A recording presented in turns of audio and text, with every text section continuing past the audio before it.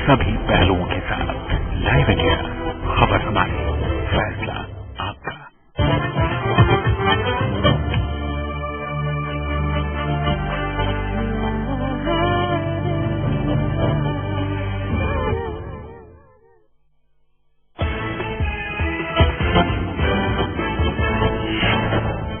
UN general assembly को आज संबोधित करेंगे प्रधानमंत्री मनमोहन सिंह। कल व्हाइट हाउस में हुई थी ओबामा से मुलाकात। अमेरिकी राष्ट्रपति ने जम्मू हमले की निंदा की।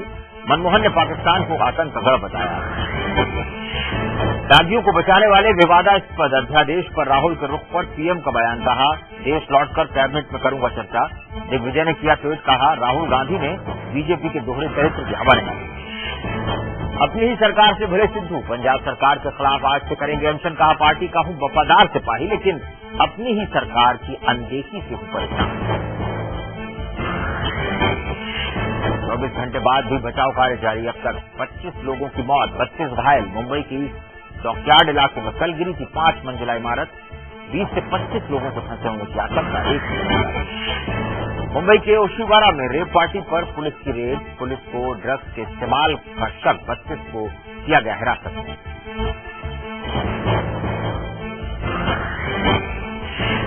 Uttar Pradesh petrol traders association की हड़ताल आज। प्रदेश भर के 4200 पेट्रोल पंप रहेंगे बंद। ट्रैक से विरोध में हड़ताल। गुजरात के कई जिलों में बाढ़ का कहर जारी। अब तक 40,000 से ज्यादा लोगों को सुरक्षित स्थानों पर पहुंचाया गया। दक्षिण और मध्य गुजरात में भारी बरसात।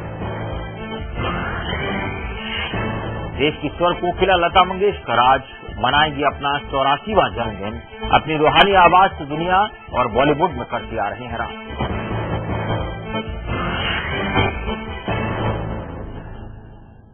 अमेरिका के राष्ट्रपति बराक ओबामा से प्रधानमंत्री डॉक्टर मनमोहन सिंह ने वाशिंगटन में मुलाकात की। दोनों नेताओं के बीच द्विपक्षीय मुद्दों पर बातचीत हुई। मुलाकात के बाद दोनों नेताओं ने साझा प्रेस कॉन्फ्रेंस की। इस मौके पर बराक ओबामा ने जम्मू में हुए आतंकी हमले की निंदा करते हुए कहा कि उनकी संवेदनाएं हमले में मारे गए लोगों के परिजनों के साथ हैं। वहीं पाकिस्तान के प्रधानमंत्री नवाज शरीफ के साथ होने वाली मुलाकात पर डॉक्टर मनमोहन सिंह ने कहा कि वो नवाज शरीफ से मिल जरूर रहे हैं, लेकिन इस मुलाकात से बहुत ज्यादा उम्मीद नहीं रखनी चाहिए, क्योंकि आतंकवादी घाटी में अभी भी सक्रिय हैं। डॉक्टर मनमोहन सिंह ने पाकिस्तान को आतंक का गढ़ बताया। दोनों के बीच हुई इस मुलाकात में रणनीतिक साझेदारी, व्यापार, निवेश और परमाणु सहयोग जैसे मुद्दों पर भी चर्चा हुई।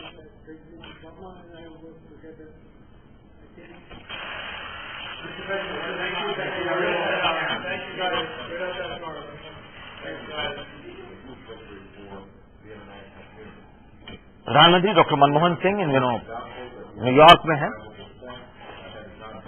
कई मसलों पर ये बातचीत अमेरिका के राष्ट्रपति बराक ओबामा से हुई है, लेकिन चूंकि हाल ही में जम्मू में आतंकवादी हमला हुआ, ये हमला जब हुआ प्रधानमंत्री उस वक्त अमेरिका में ही थे और प्रधानमंत्री ने ये जाहिर है पाकिस्तान के प्रधानमंत्री के साथ मुलाकात की हामी भरी थी और उसके बाद ये हमला हुआ।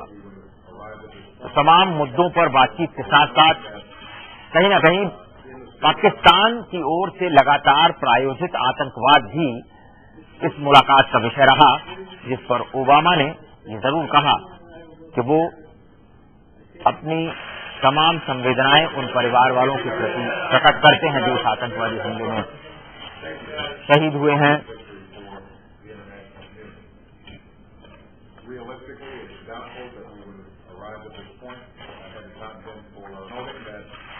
लेकिन सवाल यह है कि क्या अमेरिका कोई भूमिका अपनी तय करेगा। हालांकि प्रधानमंत्री डॉक्टर मनमोहन सिंह ने जरूर कहा कि राष्ट्रपति ओबामा ने भारत की कई मसलों पर मदद की है, कई मसलों पर भारत का साथ दिया है, लेकिन आतंकवाद को लेकर जिस तरह भारत लगातार पाकिस्तान की ओर उंगलियां उठाता रहा और कई बार हमने पाकिस्तान के आतंक के द्वारा प्रायोजित आतंकवाद के सबूत भी दिए हैं। I explained to President Obama the difficulties that we face given the fact that the epicenter of terror still remains focused near Pakistan. And I look forward to meeting with President Nawaz Sharif, even though the expectations have to be toned down given the terror arm which is still active in our subcontinent. Prime Minister Singh obviously is deeply concerned about given the impact of terrorism on India. All of us remember the horrible events that took place in Mumbai, but as recently as the last few days, India continues to suffer from terrorist attacks. Our hearts go out to the families that have been impacted. We have enormous commercial ties between our two countries, and in fact, bilateral trade between our two countries has gone up by 50%. Shailendra Singh Negi हमारे साथ है संवाददाता। शैलेंद्र, जाहिर है अगर हम इस मुलाकात की बात करें जो हुई है प्रधानमंत्री मनमोहन सिंह और बराक ओबामा के बीच, कई सारे मसले रहे जो इस मुलाकात के विषय रहे। हालांकि ये उस वक्त मुलाकात हुई जब एक बार फिर आतंकी हमला हुआ जम्मू में और प्रधानमंत्री वहीं थे, जिसके बारे में भी राष्ट्रपति बराक ओबामा ने जाहिर संवेदनाएं ही प्रकट की हैं। बिल्कुल देवेश, मैंने पूरी की पूरी बातचीत जो है एक तरीके से वो जम्मू एंड कश्मीर में आकर टिक गई। हालांकि पहले बातचीत के 33 पॉइंट तय किए गए थे, जिसमें एफडीआई, क्लाइमेट चेंज और उसके अलावा आतंकवाद और अफगानिस्तान की जो स्थिति है उस पर भी चर्चा होनी थी। लेकिन जिस तरीके से पाकिस्तानी प्रधानमंत्री ने अपना रुख बदला और उन्होंने यूएन जनरल असेंबली में कश्मीर का मुद्दा उठाया, तो उसके बाद पूरी की पूरी बातचीत जो है वो आतंक पर आकर रुक गई। और उसके बाद प्रधानमंत्री ने भी कड़े शब्दों में ये कहा कि पाकिस्तान आतंक का गढ़ बनता जा रहा है। तो कहीं न कहीं ये कहा जाए कि जम्मू एंड कश्मीर में हुए इस आतंकी हमले में, हालिया आतंकी हमले के बाद ये पूरी की पूरी बातचीत आतंक पर आकर रुक गई। बिल्कुल बिल्कुल, तो रही आप हमारे साथ। बहरहाल मनमोहन सिंह के कड़े रुख से पहले पाकिस्तान के प्रधानमंत्री नवाज शरीफ ने संयुक्त राष्ट्र संघ में कश्मीर का मुद्दा उठाते हुए संयुक्त राष्ट्र से इसके समाधान के लिए हस्तक्षेप की पुरजोर वकालत की। शरीफ ने संयुक्त राष्ट्र महासभा में कश्मीर का मुद्दा उठाते हुए कहा कि संयुक्त राष्ट्र को जम्मू कश्मीर के मुद्दे को सुलझाने में अहम भूमिका निभानी चाहिए। शरीफ ने कहा कि पहले की तरह पाकिस्तान अंतर्राष्ट्रीय समुदाय से अपील करता है कि संयुक्त राष्ट्र सुरक्षा परिषद के प्रस्तावों के मुताबिक कश्मीरियों को शांतिपूर्ण तरीके से अपने भविष्य के बारे में फैसला करने का मौका मिलना चाहिए।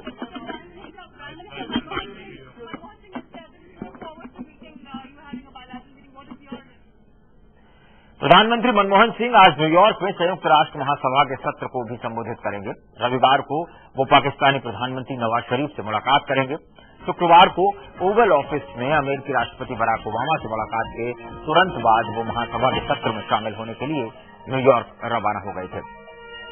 डॉक्टर मनमोहन सिंह ने व्हाइट हाउस के ओवल हाउस में ओबामा से मुलाकात की। ये करीब 3 साल बाद उनकी पहली वार्ता थी। डॉक्टर मनमोहन सिंह विदेश मंत्री सलमान खुर्शीद, राष्ट्रीय सुरक्षा सलाहकार शिव शंकर मेनन, विदेश सचिव सुजाता सिंह और राजदूत निरुपमा राव के साथ प्रतिनिधिमंडल स्तर की वार्ता के लिए व्हाइट हाउस पहुंचे थे।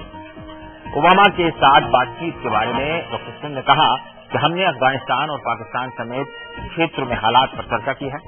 हालांकि डॉक्टर मनमोहन सिंह ने ओबामा से मुलाकात के बाद कहा कि रविवार को नवाज शरीफ से होने वाली मुलाकात को लेकर उम्मीदों को कम करना होगा, क्योंकि पाकिस्तान आतंकवाद का केंद्र बना हुआ है।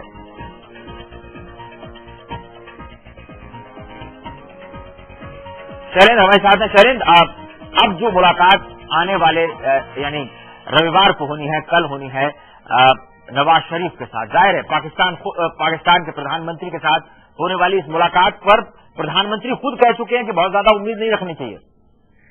बिल्कुल देवेश, जिस तरीके से भारत हमेशा से इस बात का विरोध करता रहा है कि भारत और पाकिस्तान के जो मसले हैं उस पर किसी तीसरे पक्ष के हस्तक्षेप पर भारत हमेशा से विरोध करता रहा है। लेकिन जिस तरीके से कल पाकिस्तानी प्रधानमंत्री नवाज शरीफ ने यूएन जनरल असेंबली की मीटिंग में ये कहा बकायदा कि वो यूएन से ये अपील करेंगे कि वो कश्मीर के मुद्दे पर अपना दखल करे और उन सब मामलों को सॉल्व करने में मदद करे, तो इस तरीके से कहीं न कहीं बातचीत में जो तलखी है वो साफ देखी जाएगी। और साथ ही जिस तरीके से ये पहली बार ऐसा हुआ है कि भारतीय प्रधानमंत्री ने बड़े कड़े शब्दों में किसी अमेरिकी राष्ट्रपति के सामने इस तरीके से आतंक की भत्सना की हो और साथ ही पाकिस्तान को आतंक का गढ़ कहा हो, तो ये माना जा रहा है कि नवाज शरीफ के सामने बिल्कुल साफ शब्दों में भारतीय प्रधानमंत्री ये कहेंगे कि आप अपने यहाँ से जो सीमा पार से प्रायोजित आतंकवाद है, जो सेना हमारी सेना के साथ कर रही है, जिस तरीके से पुंछ सेक्टर में भारतीय सैनिकों की नृशंस हत्या हुई थी, और उसी के साथ ही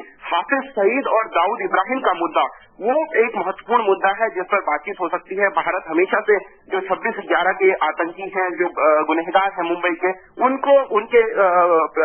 उनको हमेशा से पाकिस्तान से डिमांड करता रहा है कि उन्हें हमें दिया जाए, उन्हें गिरफ्तार किया जाए। तो ये वो मुद्दे हैं जिनके इर्द गिर्द ये पूरी बात घूमेगी। साथ ही मैं ये भी बता दूं कि भारत और पाकिस्तान के बीच जो व्यापार है, उस पर जो पहले ये उम्मीद की जा रही थी कि थोड़ी सी चर्चा हो सकती है। जिस तरीके से प्याज भारत में महंगी हो रही है, तो पाकिस्तान से प्याज की आवक उसको बढ़ाने के लिए, आयात बढ़ाने के लिए भारतीय प्रधानमंत्री उस पर बात कर सकते हैं। लेकिन अब लगता है कि ये जो अभी आतंकी अटैक हुआ है, उसके आसपास ही ये पूरी बातचीत रुकेगी। जी देवेश, सही। लेकिन जिस तरह पाकिस्तान के प्रधानमंत्री ने अपना रुख बदलता हुआ रुख दिखाया, उसके बाद क्या जो तैयारी है भारत की ओर से इस बातचीत को लेकर, उसमें कुछ बदलाव आया है? देखिए, ये एक अनौपचारिक मुलाकात है। इसको लेकर के कोई विशेष तैयारियां पहले से भारतीय जो ब्यूरोक्रेट्स हैं या भारतीय राजनयिक हो बहुत ज्यादा उत्साहित इस मुलाकात को लेकर के नहीं है।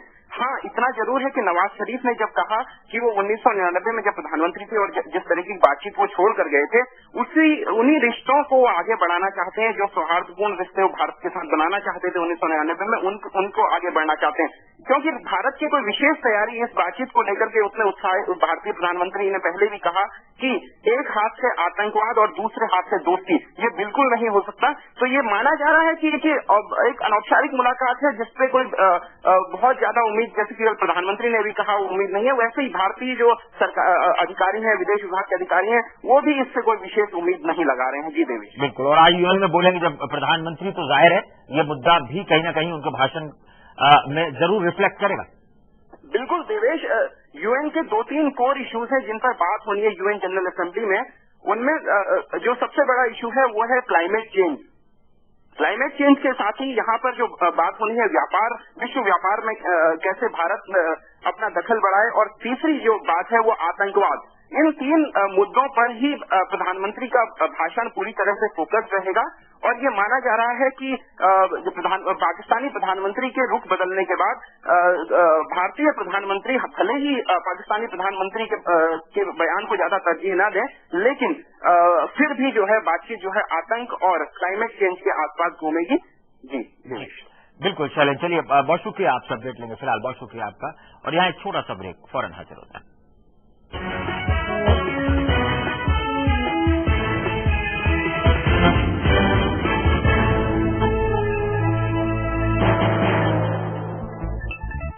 शादी हुई, ससुराल में मायके का एहसास ढूंढ रही थी। वैसे यहां भी प्यार जताने वाला परिवार था, पर मेरा भविष्य सुरक्षित है इस बात से आत्मसम्मान और विश्वास मिला था। समृद्ध जीवन multi state multipurpose cooperative society limited आपका जीवन समृद्ध बनाने के लिए हमेशा आपके साथ। एक पल में बदल जाती है दुनिया, एक पल में बदल जाती है किस्मत, एक पल की घटना डालती है आपकी पूरी जिंदगी पर असर। इसलिए हम रखते हैं हर घटना की खबर, आप पर असर डालने वाले हर बदलाव पर नजर, खबरों का पूरा हाल सभी पहलुओं के साथ। लाइव इंडिया, खबर हमारी, फैसला आपका।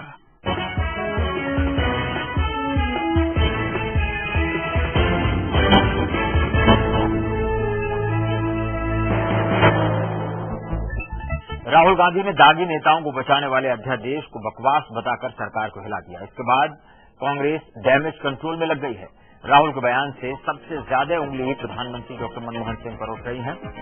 प्रधानमंत्री इस वक्त अमेरिका में हैं। सोनिया गांधी ने प्रधानमंत्री को फोन कर बात की है। सूत्रों के मुताबिक सोनिया गांधी ने कहा कि पूरी पार्टी उनके साथ है और उनके नेतृत्व पर कोई सवाल नहीं उठा रहा है।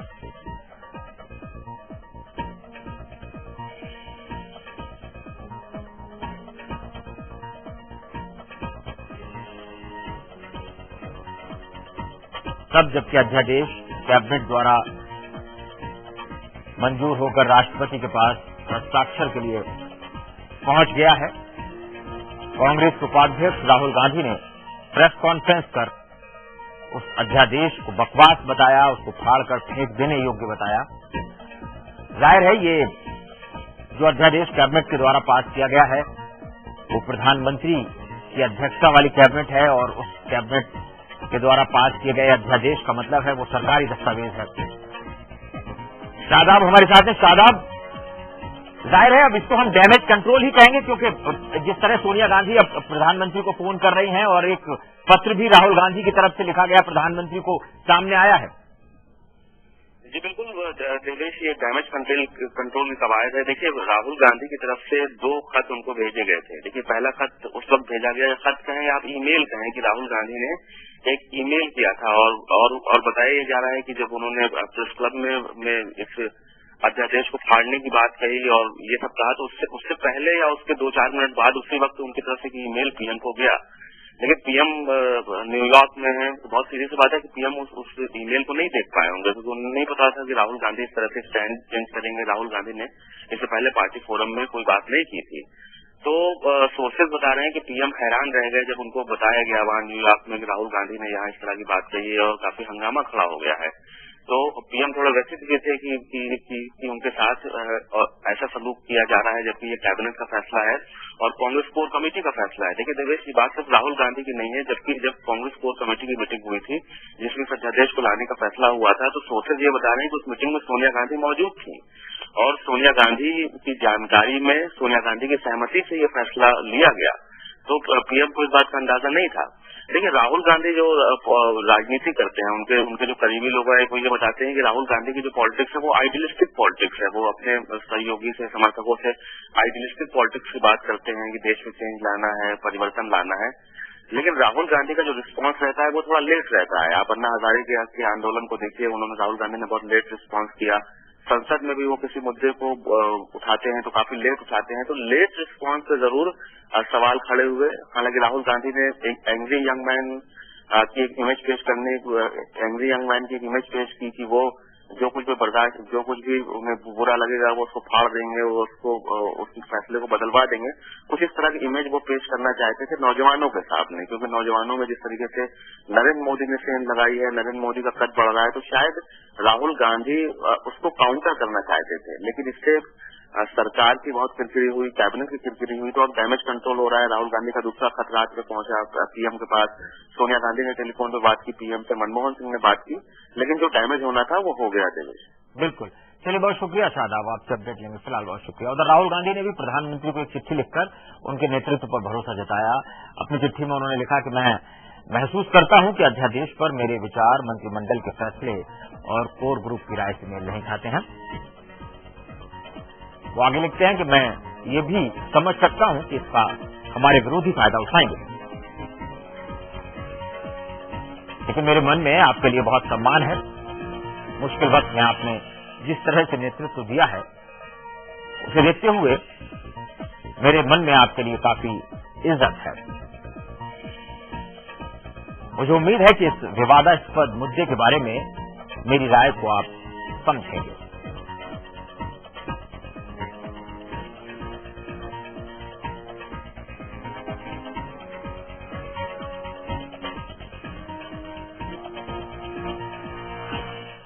और दागियों को राहत देने वाले सरकार के अध्यादेश पर राहुल गांधी की नाराजगी के बाद प्रधानमंत्री डॉक्टर मनमोहन सिंह ने बयान दिया है।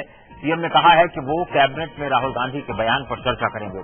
पीएम ने यह भी कहा कि अध्यादेश के बारे में राहुल गांधी ने चिट्ठी भी लिखी थी। हम आपको बता दें कि फिलहाल प्रधानमंत्री अमेरिका के दौरे पर हैं।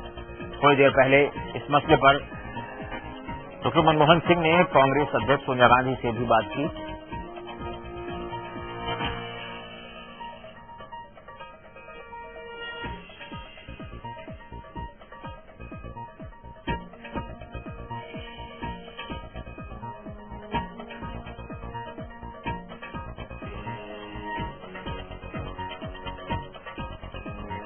बहरहाल कल जब राहुल गांधी प्रेस कॉन्फ्रेंस के जरिए जब उन्होंने ये तमाम बातें कही थी, जब जिस लहजे में वो एग्रेसिव लहजे में वो नजर आए थे, उसके बाद जाहिर है कांग्रेस पार्टी के तमाम पदाधिकारियों का इस मुद्दे पर रुख बदल गया। न सिर्फ कांग्रेस पार्टी बल्कि सरकार में बैठे तमाम मंत्री भी या तो चुप रहे या फिर वो राहुल की बात में हाँ मिलाते हुए नजर आए। और आज अब दिग्विजय सिंह जो कि कांग्रेस के महासचिव हैं, उनका भी ट्विटर के जरिए बयान आया है। उन्होंने कहा है कि राहुल जी ने बीजेपी के दोहरे चरित्र की हवा निकाल दी है।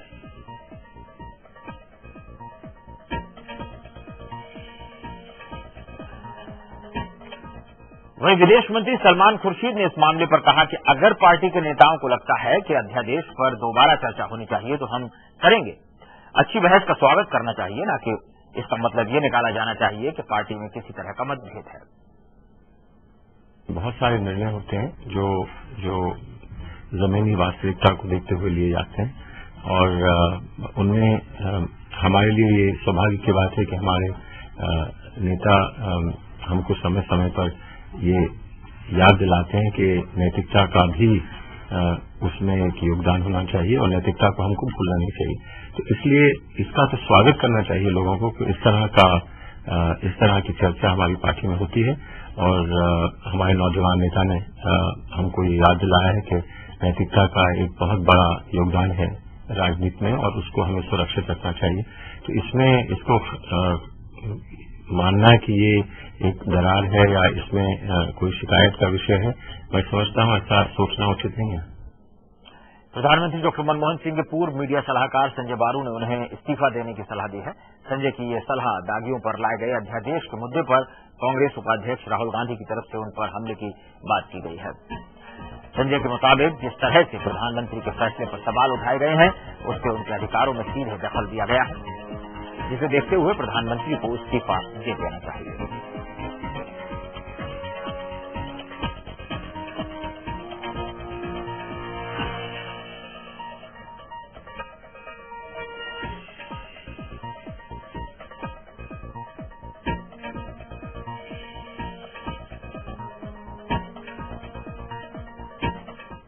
फिलहाल एक छोटे से ब्रेक के लिए रुकेंगे, फौरन हाजिर होते हैं।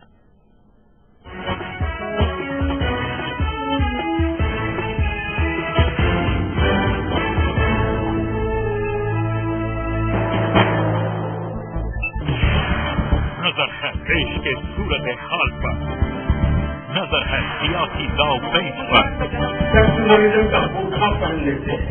नजर है जनता से जुड़े सवालों पर। आम आदमी का खाना ही मुश्किल हो गया, महंगाई बढ़ गई है, हर 2 महीने के बाद 2 रुपया बढ़ रहा है। नजर है देश की तरक्की पर, नजर है हर इलाके हर शहर पर, नजर है पूरे इंडिया पर। लाइव इंडिया, नजर है हमारी हर खबर पर।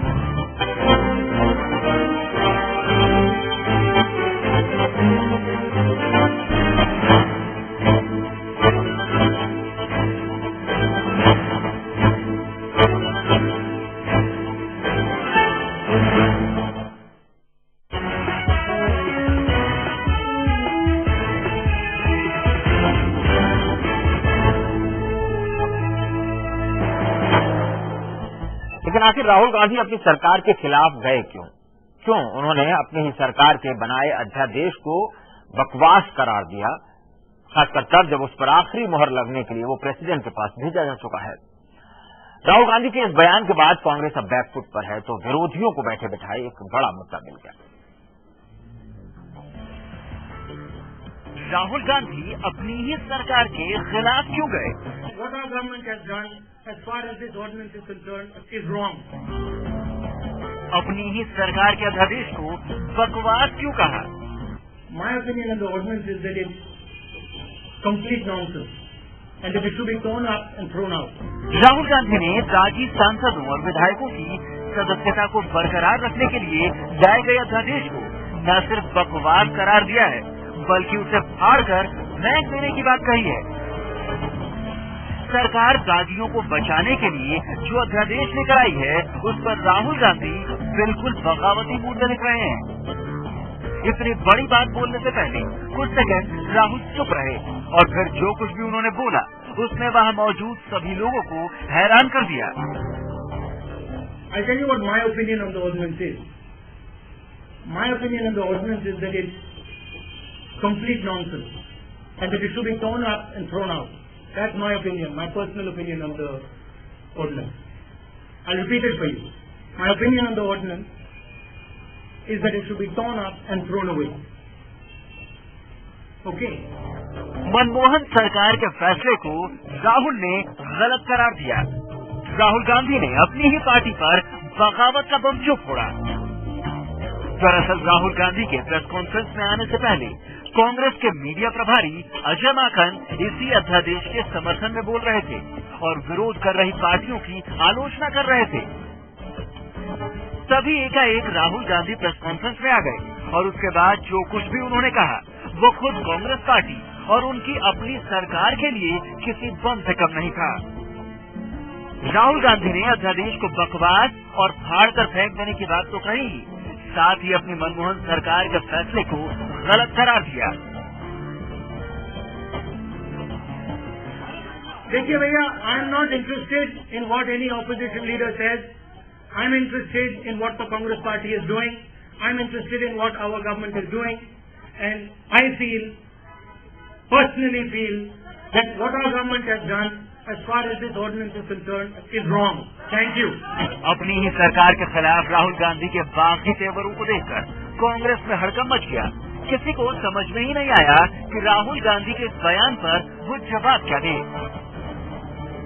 उस अध्यादेश का जो उद्देश्य था, उसके जो मुख्य बिंदु थे, वो मैंने आपके सामने रखे। उसके ऊपर माननीय उपाध्यक्ष की क्या प्रतिक्रिया है अभी वो मेरे संज्ञान में नहीं है। उसको अपने संज्ञान में लेकर अगर कोई प्रतिक्रिया बनती होगी तो जरूर आपके समक्ष हम रखेंगे। राहुल गांधी ने ऐसा किया क्यों, ये तो बहस का मुद्दा है, लेकिन इतना तो तय है कि दागियों पर अपनी ही सरकार के अध्यादेश का विरोध कर इतना तो राहुल ने जरूर बता दिया है कि कांग्रेस पार्टी में सब कुछ ठीक नहीं चल रहा। आशीष पांडे के साथ आलोक रंजन, लाइव इंडिया, दिल्ली।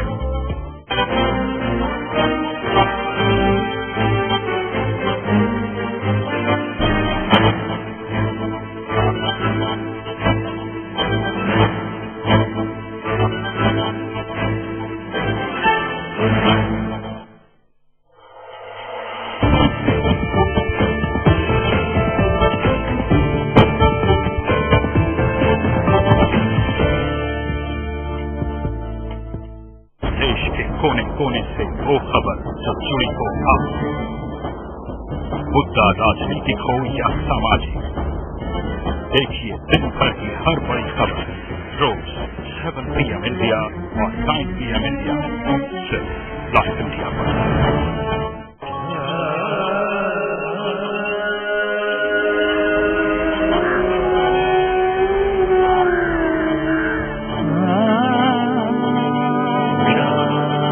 शांति